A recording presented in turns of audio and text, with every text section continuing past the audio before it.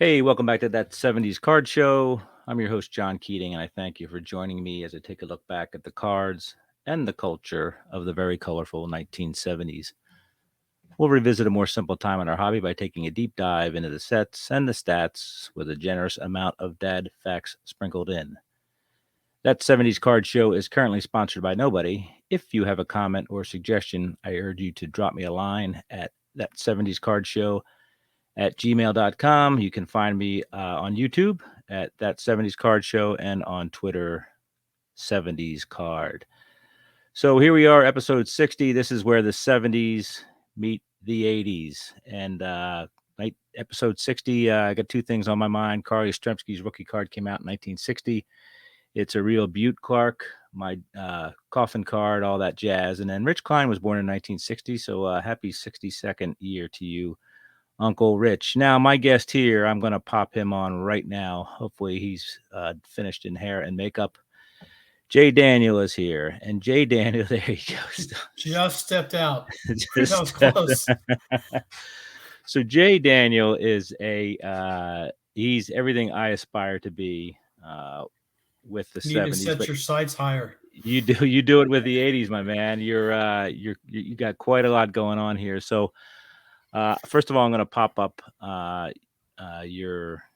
this is how technologically savvy we are. I'm going to pop up your website there, 80sbaseball.com.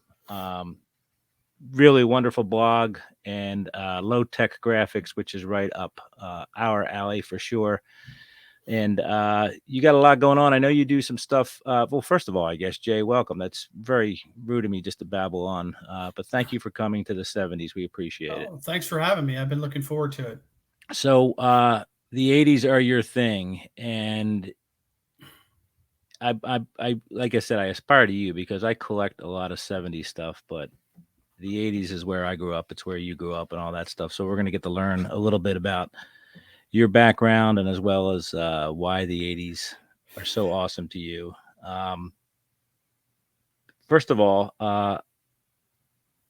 you're born in 67, you tell me. Okay. Right. So you and I are in the same neck of the woods. And tell me about is baseball your thing? Is that your main jam? Yeah, as they absolutely. Yeah. I mean, when I was younger, I mean, like a lot, I'm sure you were the same way. In high school, I followed baseball, basketball, football.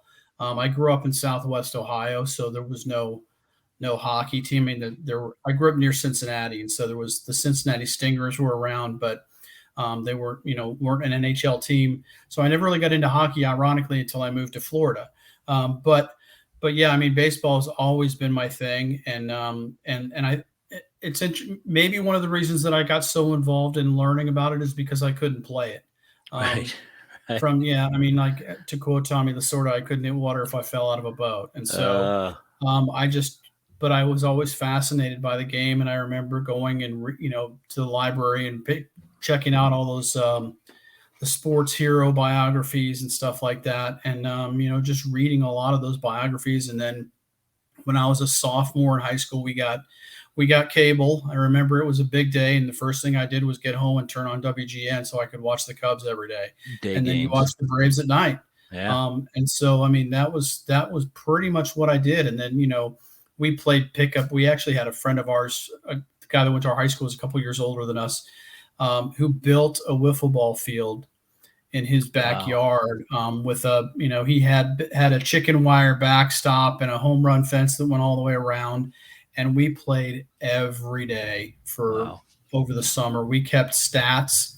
We had, a spiral notebook that we wrote down whenever we hit home runs and stuff, and kept track of wins and saves and, pretty geeky stuff. But, I mean, it was great. I mean, we had so much fun doing it. And then at nighttime, there was this parking lot that we would play wiffle ball in. And actually, when I lived in Florida, when I got engaged and I went back up to Ohio to get married, because I went to Ohio University. My wife went to Miami, which is Ohio University is on the eastern side of Ohio. Miami's on the western side. But I came home and grew up in Oxford. And so I came back home to get married, and my best man said, what do you want to do for your bachelor party? Do you want to go to a strip club? I said, dude, I live in Clearwater, Florida. There's a strip club every 11 feet in Clearwater. But you know what there's not is Major League Baseball. And so we went to a Reds game. And then afterwards, we drove back to Oxford and played wiffle ball in the parking lot. Were you guys allowed to use the Fat Albert bat or no? We did not use the Fat Albert bat. What we did actually, we had the skinny yellow bats that everybody had, but then we also had the ones that were a little bit thicker. But what we used to do is buy PVC tape and tape them all up so that we would have different designs, and everyone had their own different bat. I remember I made right when Synchronicity came out, the Police album. I wrapped a bat up in PVC tape with yellow and blue, and that was the Synchronicity bat, and we named them all. One of my friends had a golf cart that he, a grocery cart that he acquired somewhere along the way, and we used to put all the bats in that. I mean, we had probably 30 or 40 bats. Yeah, that we would just wheel down to the field, and it was fun. I mean, he still has a couple of the bats. There was one called Making Chili that it was brown and black, and but yeah. No Van Halen bat? Do we have a Van Halen bat there or no? We did not have a Van Halen bat. We probably should have. Yeah, that would have been a way to go. But I don't want to tell you how to live your life. But especially after the fact. Yeah. So collecting, you started collecting cards, I assume, right? Yeah. Mid 70s. I mean, I think I started buying cards maybe 74, 75. The biggest boost for me was my grandfather owned literally a corner grocery store. It was on the corner of in Dixon City, Pennsylvania. And summer I went to visit him twice, and he took me to the warehouse where he would buy his groceries, and he bought me a box of 75 tops. And so I had 2 wax boxes that year that, gave my collection a good base. And so I don't remember if it was 75 or 80 that I finished first, but I finished both of those fairly close to each other. And I was really hooked, once I got those cards. And I still regret to this day, I found years later a 75 Hank Aaron glued to a piece of notebook paper. Well, there was 2 of them. He let off and he closed that set. So yeah, that's true. His highlight card, and then his Milwaukee Brewers card at the end. Yeah, this was the Brewers card, and it was I remember finding that and saying that was a poor decision by. You still going strong, or? I've kind of scaled back actually a lot. I had complete run of tops from 73 through 2020 maybe. Wow. And then, but it reached a point where I just said, the only reason I was just going out and buying the factory set every year. Right. And I realized what I was doing was just buying the factory set so that I could say I have a complete run of tops from 73 through whatever year it was. And I finally just said, this is, I'm not enjoying these cards. I'm buying a factory set, putting it in my closet, never opening it, and never looking at them again. So I ended up selling a lot of those, the last 15 years or so, just in the last 6 months. But the ones that I collected when I was a kid, I'm still holding on to because those still mean something to me.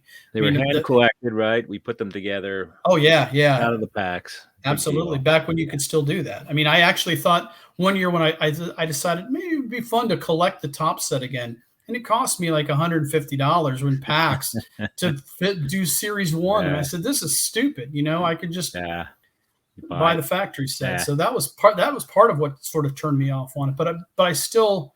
Man, I still have, you look through those.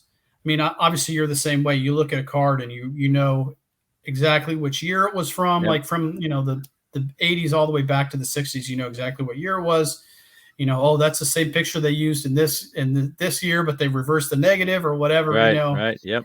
So there's all those little things about those cards that I just still love. So that 80, you talked about 75 and or 80, that 80 set, really, I think it's a beautiful set. It stands out in my memory. I was 12 years old, put it together. Now, the 80s were a big deal for you, but before we get there, tell me, I think I know who your favorite baseball player is of all time. Well, it's on my wallet right here. Tell me how that happened. Wow, look at that. This is my Mike Schmidt wallet. That's Schmidt. Awesome. So, I mean, my mom is from Philadelphia. Okay. And then my stepfather, he did raise me. He was the one whose father was in Dixon City. So he grew up a Brooklyn Dodgers fan. So when I was, 7 years old, talking to my mom about baseball and that kind of thing, and she said she was a Phillies fan. And when you're young, if your parents have a favorite team, that's either a reason to root for that team or a reason not to root for that team. And you did it in hostile territory, though, man. I did. I was a Phillies fan during the Big Red Machine era, and I remember going to my mom took me to see a Reds Phillies game, maybe 77, 78. And this is and Larry Bow was my other favorite player. Okay. Bow was my guy. Feisty. Yes, and Bo hit a ground ball and bang bang play at first and got tossed, and I started crying. And these guys behind me were like, it's okay, man. They'll play again in the playoffs. It'll be okay. But that is one of the standout memories of. I want to say it was when Bo led off the game, but I actually think I looked the game up and found it, and it wasn't to lead off the game. But I remember Bo getting tossed, and I was very distraught. That does not surprise me, man. If you had told me Boa got tossed, it's a completely believable story. He was a ball of fire, that guy. He still is. Yeah, true. Good point. All mouth, no bat, right? He could pick it though. And I'll never forget when the Reds loaded the bases to face him to pitch to him with the bases loaded. He hit a slam off of Joe Horner. I don't know how many slams he hit in his career, but that may have been the only one. Yeah. So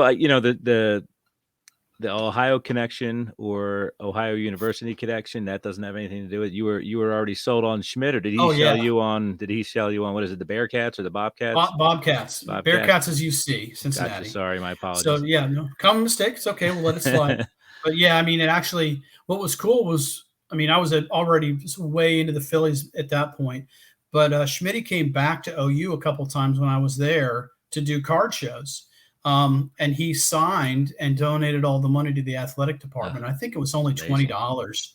So I got him on a ball and on a photograph, and then I ended up, and then he came to campus one time too. It was I want to say his number was retired, but I would have to think his number was already retired by then. But it was some ceremony that I laid eyeballs on him on the field, but I didn't get a chance to see him, or talk to him or anything. But yeah, your book is great. By the way, the book is called Phinally, and the reason I bring it up right now is because I learned so much about Schmidt by reading your book. So there it is, right there.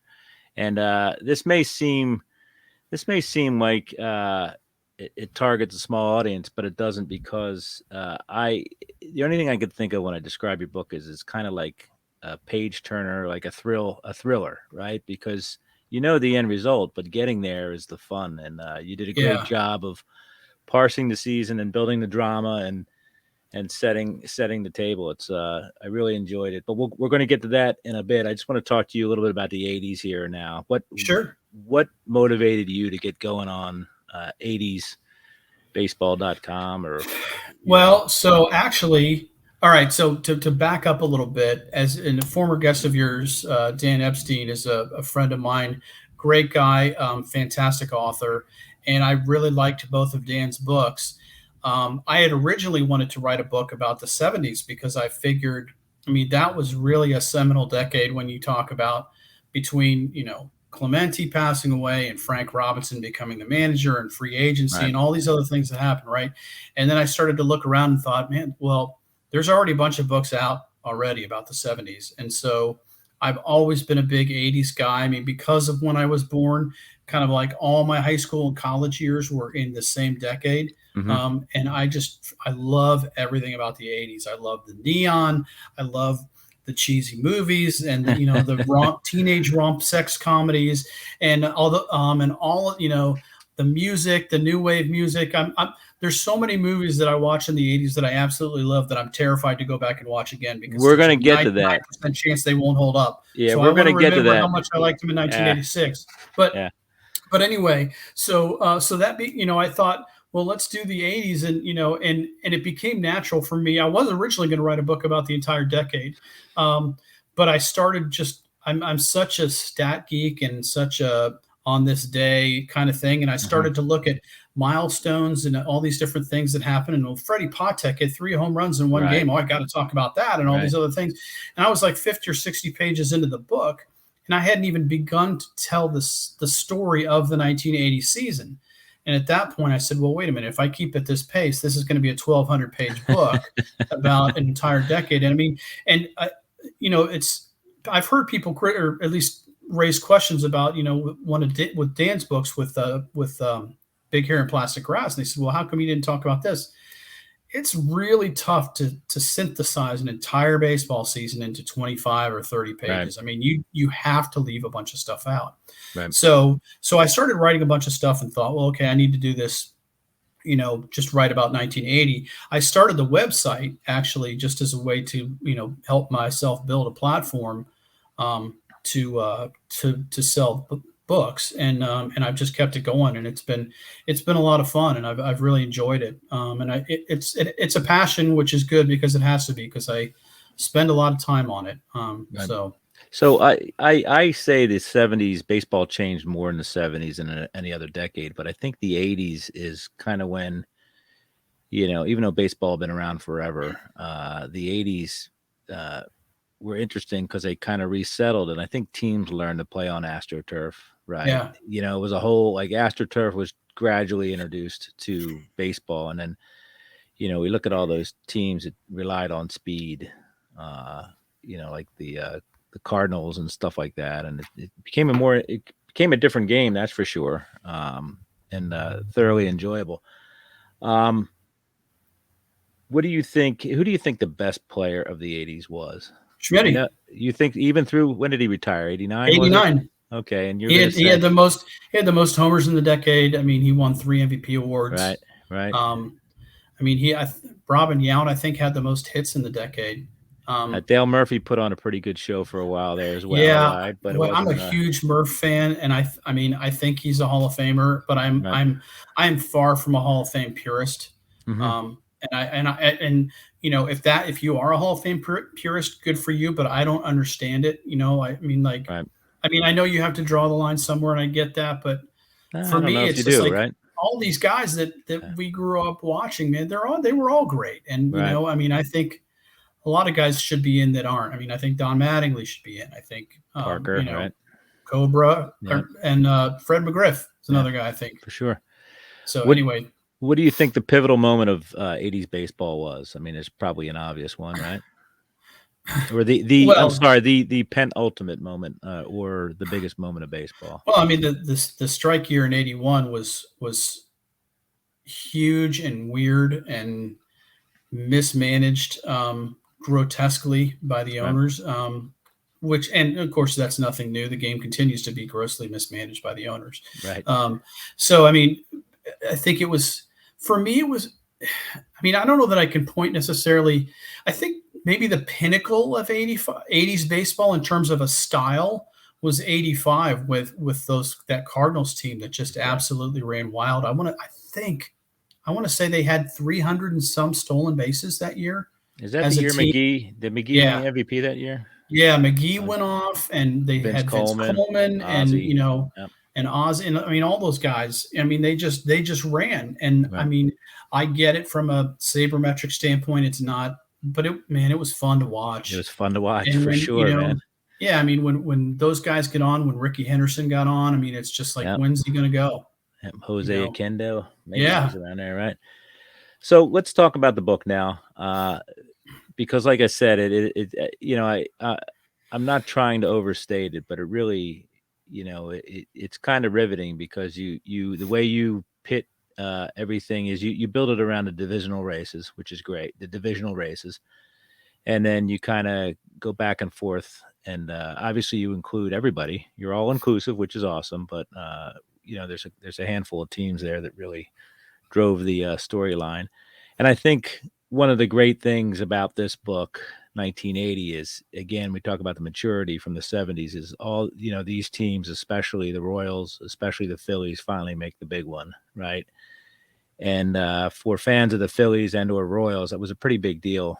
After how many division titles did the Royals win? 4 in the 70s? Both the Phillies and the Royals won the division in 76, 77, and 78, and then got knocked out in the playoffs. That's right, because the A's won in 75, right? Yeah. Okay. Yeah, and it's crazy. And another another brilliant thing about this book is the fact, and I didn't know this, I was 54 years old when I found this out, that Brett was taking the pick before Schmidt.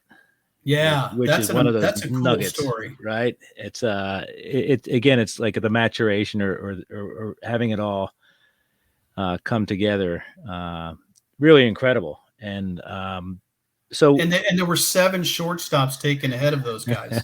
did They any were of both them make it? second round picks. Yeah, they were second rounders, right? Some of them did, yeah. I can't recall all the names off the top of my head. I know one of them was the tragic story of Mike Miley, who was drafted by the Angels and was killed in a car accident. That was the 71 draft. Yeah, I think it was the 71 draft. Yeah, and Schmidt obviously made it to the majors ahead. Was Brett drafted out of high school? Yes. Is that why his road was a little longer, I guess, right? Yeah.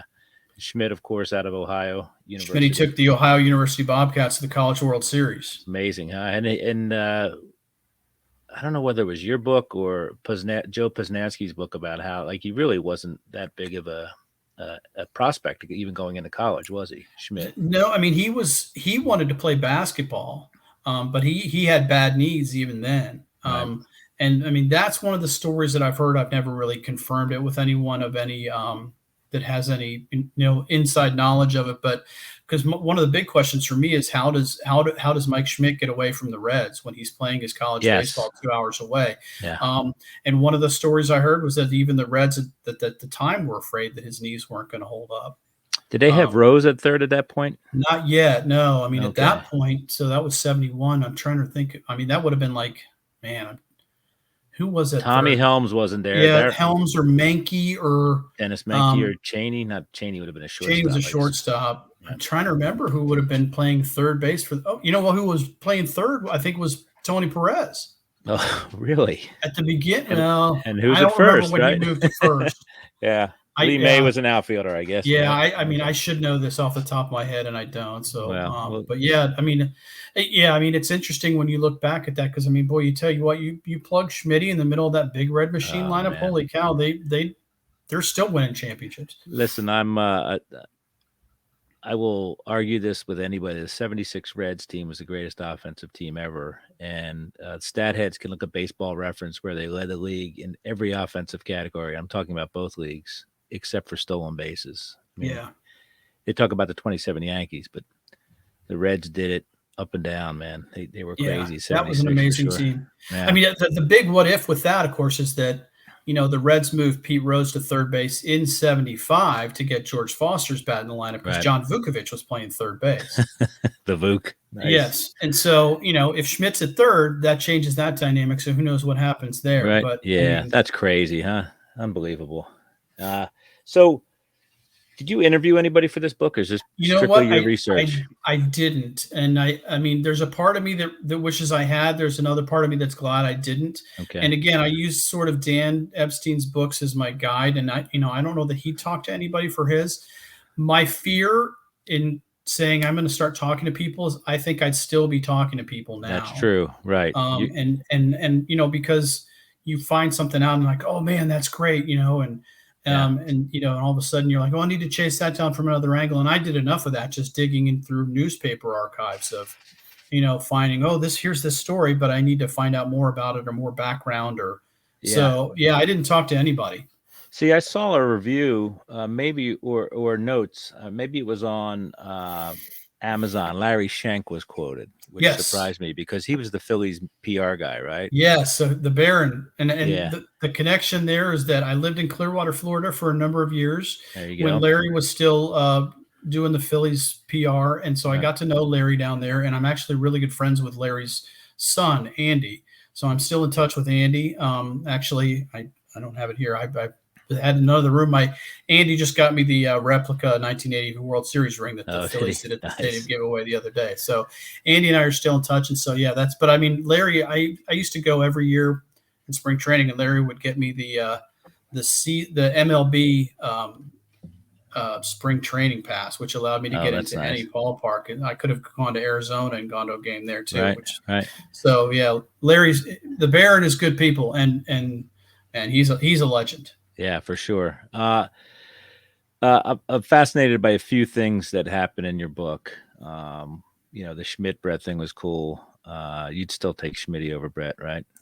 I would. I mean, I think the thing about both of those guys is they were different players, but they were both so talented that if Mike Schmidt wanted to have been George Brett and hit 340 every year, I think he could have done that.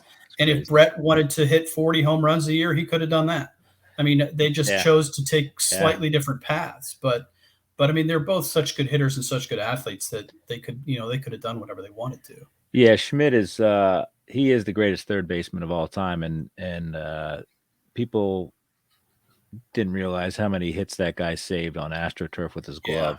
Very underrated. Brooks Robinson was great. There's no doubt about it. But Brooks Robinson didn't play on concrete.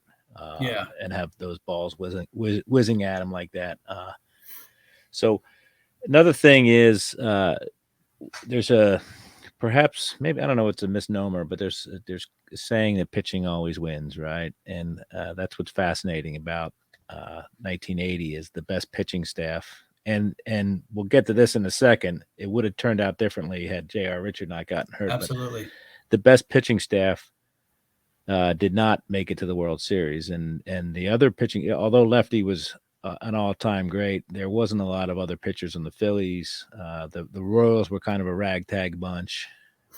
So that's another fascinating thing. Obviously, Astros didn't have many bats, right? That was I mean, and that was a function of the ballpark too. But I mean, one of my all-time favorite stats is that the 1979 Houston Astros hit 49 home runs as a team, and Kingman hit 48 by himself.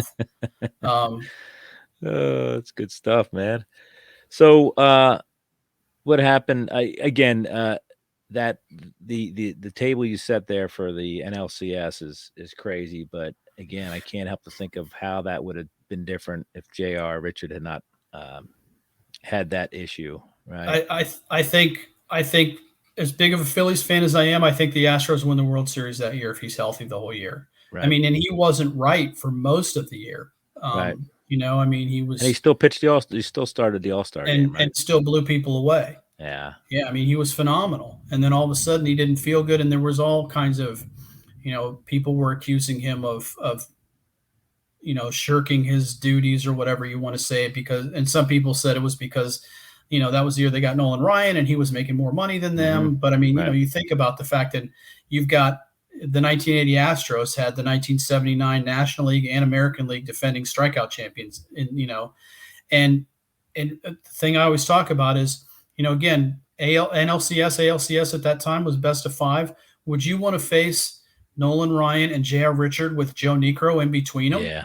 Can you go from two guys throwing 100 to a guy throwing 62? I mean, that's just going to mess you up big time. And I tell you, I mean, Richard was absolutely dominant. He was absolutely a Hall of Famer if he doesn't have a stroke. It's a tragic story. Sure. Yeah, it is. I mean, it is. Obviously, it ruined his life, and but how he was treated prior to, and yeah, it was bad. As a kid, as a 12-year-old kid, I'm looking at this guy, and I'm thinking he's an Adonis who that the ball looks so small in his hand, and he's just throwing it past people. And I know I wouldn't want to be up there. If at that point I had still had aspirations to be a baseball player, a major league baseball player, he kind of quashed that. Yeah, absolutely. Yeah. So a couple entities kind of were I don't want to say mistreated, but not necessarily cast in the best light in your book. And I know you can't guess who they are. I know one of them is. Who's that? Let me have it. The boss? No, he is what he is, dude. I mean, okay. He does it to himself. So third base coaches kind of get hit with a hammer in your book, right? There was a couple third base coaching incidences.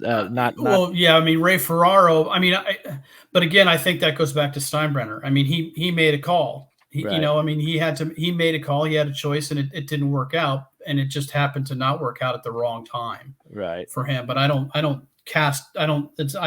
if it comes across that I'm saying he was a bad third base coach, that was not at all my intent. I mean, he made a decision that didn't work out in kind of a big situation. Well, it's a pair of them too. There's a guy from Philadelphia, and I'm thumbing through something here because it has some relevance here. uh, third base coach for the Phillies, Lee Ilya. Oh, And oh yeah. yeah, That's yeah, right. he. Similar situation. Yeah. So, and the reason I'm running through here is this is my mom's high school yearbook, and Oh my there's an goodness, autograph from my Lee Ilya to my mom, signed that's that. great. So anytime Lee Ilya pops up in the world, I think it's a wonderful time to celebrate. So, Absolutely, and again, I'm not ripping Lee Ilya either, but it's the same situation. I mean, uh, that's you that's the thing. Like when you start to learn more about baseball, and lots of people know a lot about baseball, mm-hmm, but the more you watch and the more you talk to people who played it and are around it, the more you understand the nuances of the game, and the more you understand. It's really easy to look at a first base coach and a third base coach and say those guys do absolutely nothing. The first base coach and then the modern day is the guy that when somebody walks and goes down to first base, he's the one that holds their arm guard and right, their and their slaps him on the oven butt. mitt and all that Yeah, stuff, right? yeah, And the third base coach, they do even in theory even less because fewer guys get to third base. mm-hmm, But the decisions that those guys have to make on the split on the fly are amazing and can, I mean, in the case of Ray Ferraro, potentially decide a playoff series. I right. mean, that may be a stretch, but on the other hand, maybe it's not. And you've got to make that decision about, okay, the ball's hit. Is it slicing? Is it, Yep, how strong is the guy's outfield? Is the arm in the outfield? How good of a jump did my runner get? How fast is my runner? And you got to make all those decisions at the same time. And it's a really, really tough job. it's And math, right? Math on the yeah, fly. exactly. And I mean, even I just remember, I mean, even just doing it when my sons were playing, and you tell a kid to go and they get hosed, and you're just like, oh man. And I would always go over to the kid because I mean, I used to coach when my kids were younger, and you Right. you send a 10-year-old and he gets hosed by 4 feet, and the kid's probably going to cry, and Yep, you got to come over yep, and be like, dude, that's totally my fault. You yeah, did exactly what I told you to do. You're good. right. But obviously you can't do that in the big leagues, and hopefully the guy that gets hosted at the plate isn't crying. But I mean, but I mean, again, it's sort of I mean, it's like you're not noticed until you make a mistake. So speaking of crying, the other one I wanted to talk about was Joe Morgan. You Yeah. talk about his behavior, uh, and it's documented. You didn't make it up, but the guy. There was a couple instances when he was in Houston the first time where he was thought of as kind of a troublemaker, and then I mean, you flat out come out and describe what went down, and that just doesn't sound very professional to me. I agree with you, but I mean, everything that I got, I pulled directly from his book. Right. So he was open about it. So I mean, the situation just was that he was upset that he was getting pulled for defense in the late innings, and was very, very critical of Bill Verdon and how he managed that Astros team down the stretch and in the playoffs, and got to a point where he got pulled out of a playoff game and called the GM and said, "Get me out of here. I'm not In the playing for game, you." right? In the Yeah, middle of the during the game. game. That's crazy, man. Yeah. So Absolutely I mean, crazy. and I have a lot of respect for Joe Morgan. He was a hell of a player. And again, I mean, my whole premise with this thing is I'm going to report, what I'm reading. And again, I'm not putting words in Joe Morgan's mouth. They came from Right. his book. You can make your decision. I am not at all in a way saying, ripping people. I mean, Right. I'm not interested at all in that. There's Right. plenty of places that you can find that and plenty of people who do that. There's no shortage of hot takes. So, I mean, I'm kind of just trying to present what happened and mix in, one of the big fun things that I had was trying to mix in, the pop culture stuff like Dan Yeah. does. And Yeah. Dan is the absolute master at that. And that was a lot of fun to do. And then, try to tie it back to baseball or what was going on in the country at the time. But yeah, I mean, I'm not Trust me, I'm not accusing you trashing Joe Morgan. It's something I learned. What's odd is I always saw what a great teammate everybody said he was, but it's when I see that, and I know he kind of, got his way out of Houston, probably rightfully so, but the first time, and I don't want to say it reaffirmed kind of what I've always thought, but it was an interesting. Everybody reads it differently, but it was an interesting. I thought it was very interesting because I hadn't known that, so I guess that's the Yeah. biggest thing, right? I And hadn't and you known. know, if you go back and look at the newspaper articles from when Morgan was traded from Houston to Cincinnati, there was talk in the papers in 19, at that point where, Morgan was saying, I'm not a troublemaker, Right, so right, um right. Yeah, I mean it's kind of a self-fulfilling prophecy, even though that's not what his legacy is. I mean, he was yeah. a great announcer, he was a great baseball player, so it's interesting that it kind of went full circle there.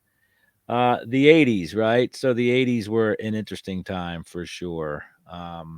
Let's talk about movies, right? You and I had a little bit of a back and forth on Twitter recently on a movie you posted. What do you give me your top three movies from the 80s? And Well, don't be embarrassed. Bull Durham is my number one movie of all time. Okay.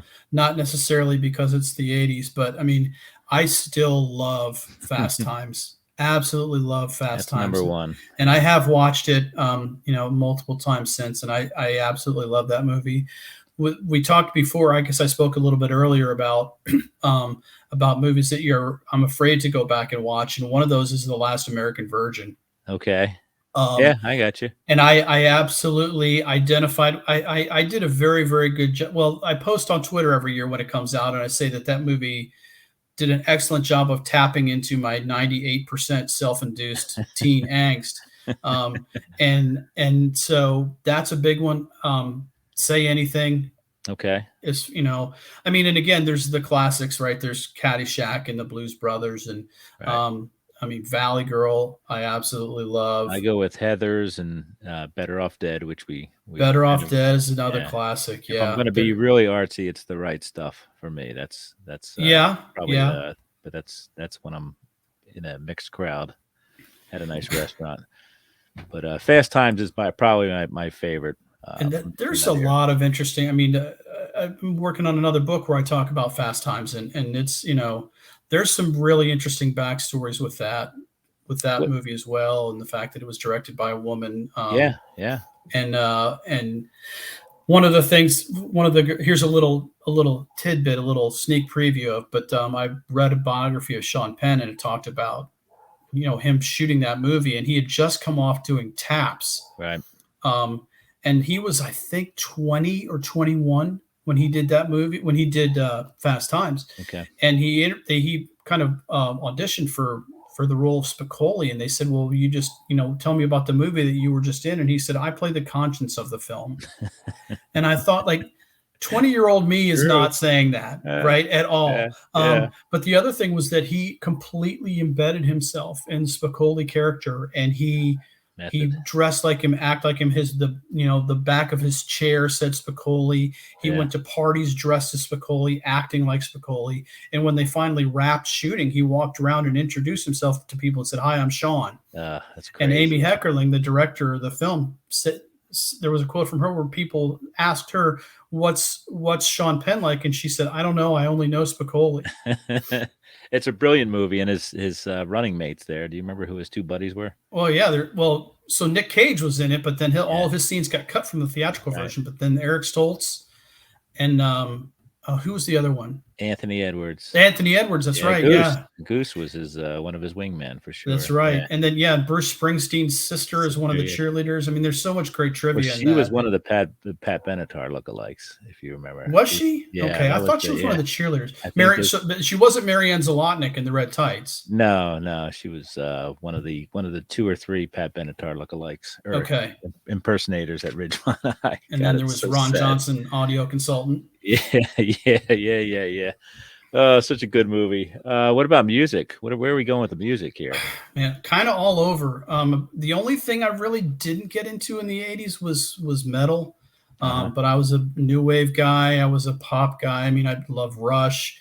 Right. I love all the old or the new wave stuff. I mean, I still love, Flock of Seagulls and all that kind of stuff. And you can debate the merits of whether or not it's good music, and I'm not going to necessarily disagree with you if you say it wasn't good music, but I still love it. So that's really all that I care about. You can come and tell me that it didn't mean anything, and I'll probably agree with you, but that doesn't mean that I'm not going to listen to Space Age Love Song over and over and over again Yeah, because I freaking love that song. Yeah, nice.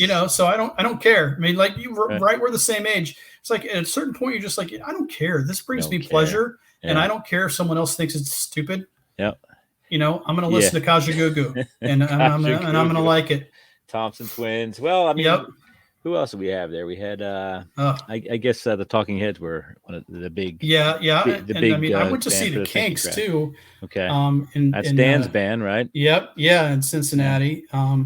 I saw one of the worst shows I ever saw was the Cars. Okay. And Wang Chung. Wang Chung, wow. Wang Chung played Dance All Day. They warmed up. They played Dance All Days twice. And the Cars were they're a studio band. Right. I mean, they just stood there and played. There was no stage show at all. No charisma, right? No, not at all.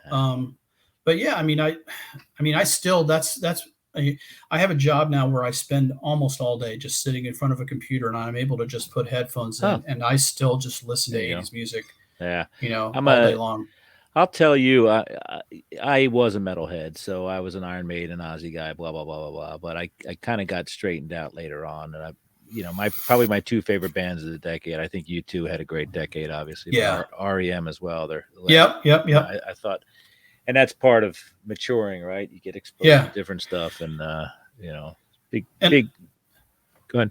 I was just going to say the other thing. I think one of my favorite albums still is Dire Straits' "Brothers in Arms." Oh yeah, absolutely. I mean, I think it's a fantastic album. And the other thing was that my freshman year of college, there was a guy down the hall from me, and I used to go down to his room, and we would play Rummy every night and listen to Brothers in Arms. Yeah.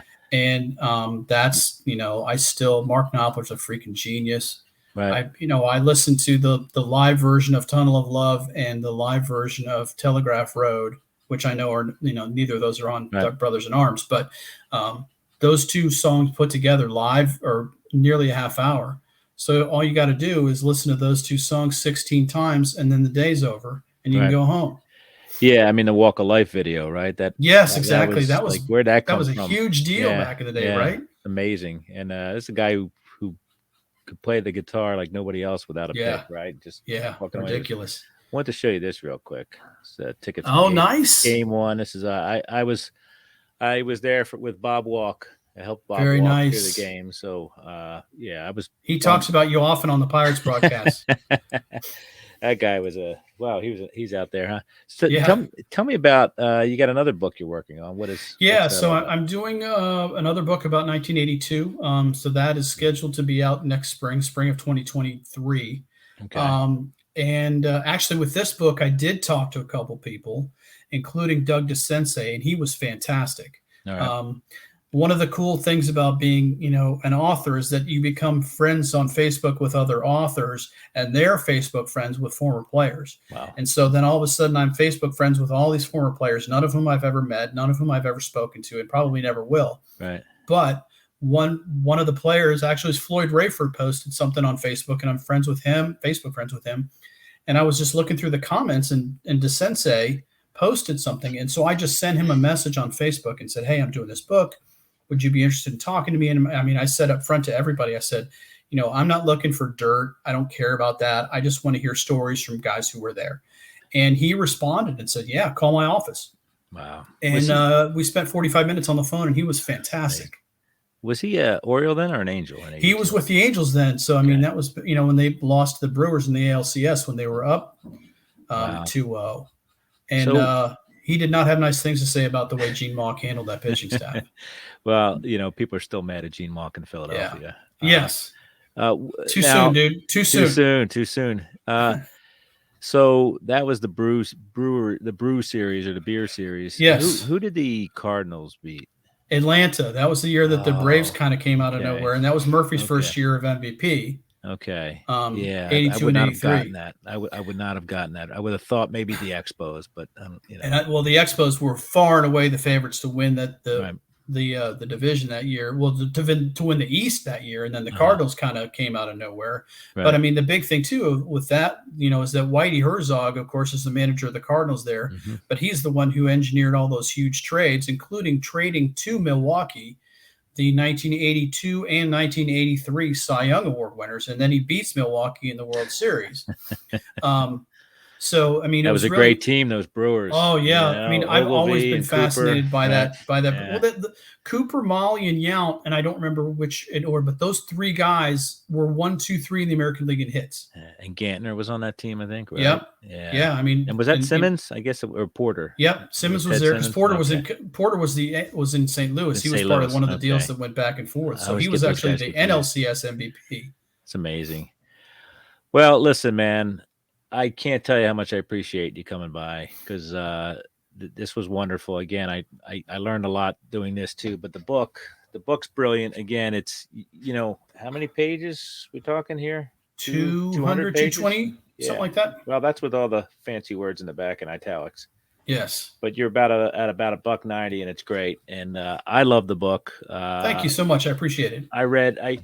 I'm behind on my books, but I got to read that thankfully flying back from overseas. I got to read a lot of it. And then at my age or our age, we probably get about a page into a book and then Right. Then you're too everything tired to shuts keep down. going. Yep. Yeah. So Jay Daniel, you are here. I'm going to bring up your 80sbaseball.com.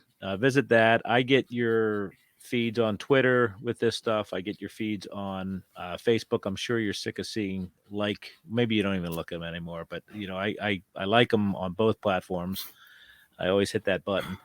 Well, thank you. No, that's been a lot of fun, and that's the thing. I enjoy the research, and I enjoy digging, and I enjoy finding. Oh, wow, this is Yeah. and we're trying to find relationships that might not exist. Between this happened, and it was the first time since and yeah, It's it's a awesome. lot of fun. You know why? Because it triggers, right? It's a trigger back to something. Oh yeah, I had forgotten about that, and it's wonderful to reminisce. The hobby that I still am active in.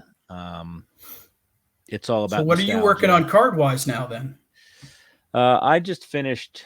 I just finished my 69 set, so I'm done 69 through 90 something. okay, I don't unlike you. I'm not a big factory set, so I didn't. Thankfully I only have about a half dozen factory sets, but probably my 68 set. I'm a Yaz guy, so I like to collect a lot of Yaz stuff. Just bought 30,000 basketball cards from the oh 90s, wow. so I'm sorting through that. So I'm assuming you're like me in that you had the Bird Magic rookie and split it up, right? I tell people all the time. They look at me like I'm crazy, but I tell people all the time. I can't tell you how many of those that I ripped up, and they like why this day and age somebody takes something out of a pack and white gloves and puts it immediately Right. in a plastic slab. Back then we used to. That Tops was knew what they so were doing. weird. What Yeah. did they do? What were they thinking that year? I mean, I don't it know. had to been to save money that they just weren't selling any cards. I think it's very bizarre because you got to remember they were also under fire then, right? Fleer and Donruss came in and were coming in Right. '81, and they kind of knew it, and they did some weird stuff. They also did on their 80-81 hockey set. You couldn't see a player's name or the team name. It was rub offs, and this is on Really? the regular card, so you Wow. had to take a coin to your card to rub off the black part to see who the player's name was on the front. Wow. I Just didn't know that. yeah, I mean it's funny because people would flip their lids. So you transport some of these hobbyists these days back in time, they would flip their lids with that. But yeah, those Bird Magic, I have somewhere back there. I have a little, a third of a card with Larry Bird on it, and it's crazy. But you and I would be gajillionaires, right? Because I Yeah. probably had a dozen of those, and Yeah. but what's better than one card? 3 cards, right? That's why we Exactly. ripped them Three. It apart. was 3-1. That was Yeah. the right. That's Well, we survived that. We survived red dye, lawn darts. that's right. We got this far, so I think we're pretty indestructible at this point. Absolutely. Do you want to yell out your Twitter stuff? Yeah, I would appreciate a follow. I'm at jdaniel2033, and that would be the 20 for Mike Schmidt and the 33 for Larry Bird. Nice.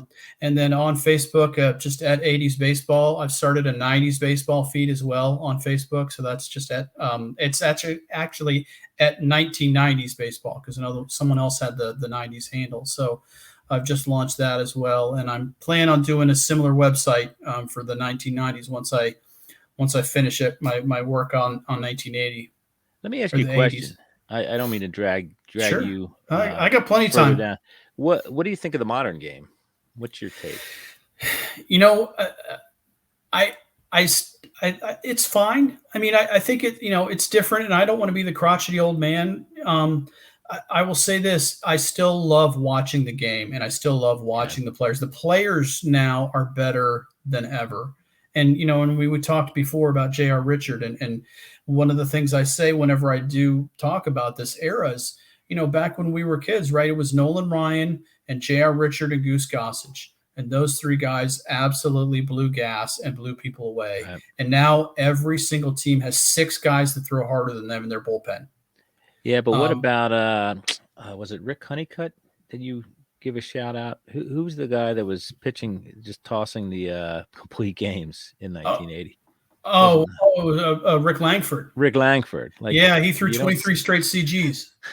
The A's in 1990 threw 94 CGs as a team. In 1980, right. I should say. 1980. And the last one was thrown by Bob Lacey, who also led the team in saves with 6. Or maybe it was 6 or 9. I don't remember. Yeah, Bailey didn't trust his bullpen. They had 4 different starters throw 14 inning CGs that year. But I mean, again, you don't see that now, though. No, right? But and people say, oh, well, back in my day, guys threw complete games. Well, that's part of how the game has changed. You can't come in and throw 82 anymore. Mm-hmm. I mean, we're working on that 82 book. Mike Caldwell was pitching in the ALCS. Jim Palmer was doing color. And he said, if Mike Caldwell throws harder than 84 miles an hour, he's throwing too hard. I mean, can you imagine an announcer saying that about a guy now, right? So, I mean, that's crazy. You can criticize the modern player, the modern pitcher for not finishing games, but that's the way that they've been brought up, and that's the way that they've been taught. Is you go max effort, and when you run out of gas in the 5th or 6th inning, there's 6 guys behind you that throw harder than you. So you don't have to manage a game. You don't have to. You just come in and throw as hard as you freaking can, and then bring someone else in who probably throws harder. Yeah, it's when McGraw is throwing 6 innings of relief or whatever. Yeah, and these guys are right. These guys are done after 6 innings. I mean, you look back at those closers, those firemen, right? They're like Bruce. Right. I mean, Mike Marshall pitched 100 games. Yeah, as a relief pitcher. And you'd get the guys Suter and Sparky Lyon, those guys that would get saves that were 2 2/3 innings or whatever. I mean, they'd bring them in the 6th or 7th inning. Yeah, so it's just a different game. I still love watching the game. I mean, I love the young players. I love Acuna. Okay. J-Rod in San Francisco. I mean, in Seattle is he's there's a lot of really, really good young talent. And I mean, the owners are doing their best to screw everything up as they always have. Right. But the game itself on the field, I still love the product, despite, it's fun to watch. I'm not as invested as I was when I was 12 or 13, but I mean, that's also because I'm older than everybody on the field, I think. Right. And so it's just different. It's a different experience, but I still love watching the games. Well, maybe I'll draw inspiration from you. I'm kind of, I'm nostalgic for the old days and the old ways, but maybe I can, more people I talk to like yourself, maybe I'll open my mind. So yeah, I mean, I understand completely why people feel that way. I just don't share that point of view. I'm not saying the people who don't watch the game anymore are wrong. I still enjoy watching it. All right, man, I'm going to get you out of here. I'm going to take you off screen. If you want to stick around, I'll chat with you when I'm done reading my last paragraph, if I can get through it. Jay Daniel, Phinally is here. It's a brilliant book about the baseball season, capped off by the first World Championship for the Philadelphia Phillies. So, Jay, thanks. I'll catch you in a few seconds here. Appreciate it. Sorry, I left you soon. There you go. All right, so thank you for joining me this week on my journey back in time. If you have a comment or suggestion, perhaps you have a set from the 70s, please reach out at ThatSeventiesCardShow@gmail.com, 70s Card on Twitter, or ThatSeventiesCardShow on YouTube. Music by Mango Safari on the podcast here. As usual, enjoy your collecting and enjoy your collection. And please, everybody, be safe. Thank you.